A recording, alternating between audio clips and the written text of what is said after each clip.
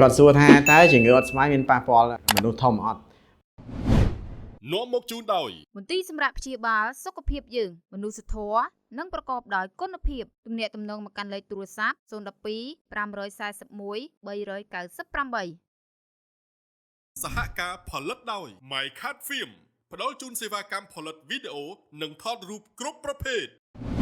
ខ្ញុំបាទឈ្មោះស៊ុយច្រាំងជាគ្រូពេទ្យឯកទេសខាងកុមារដែលធ្លាប់មានបទពិសោធន៍នៅមន្ទីរពេទ្យគុណធាវផាយូរឆ្នាំមកហើយជិត20ឆ្នាំដែរហើយគាត់សួរថាតើជំងឺអត់ស្មៅមានប៉ះពាល់មនុស្សធំអត់បាទជំងឺអត់ស្មៅមនុស្សធំក៏អាចកើតបានដែរនៅពេលដែលអត់ទាន់ដែលកើតក៏នៅអាចឆ្លងបានឬក៏នៅពេលដែលមិនទាន់ចាក់វ៉ាក់សាំង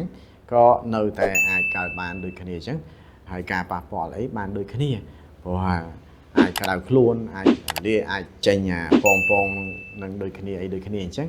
ហើយអាច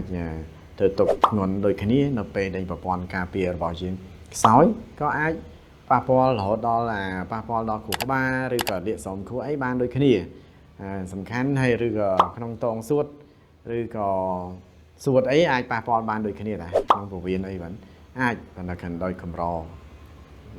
ដោយសារប្រព័ន្ធការពារ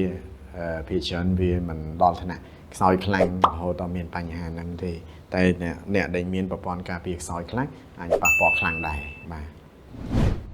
នាំមកជូនដោយមន្ទីរសម្រាប់ព្យាបាលសុខភាពយើងមនុស្សធម៌និងប្រកបដោយគុណភាពទំនាក់ទំនងមកកាន់លេខទូរស័ព្ទ012 541 398សហការផលិតដោយ My Cat Film ផ្ដល់ជូនសេវាកម្មផលិតវីដេអូនិងថតរូបគ្រប់ប្រភេទ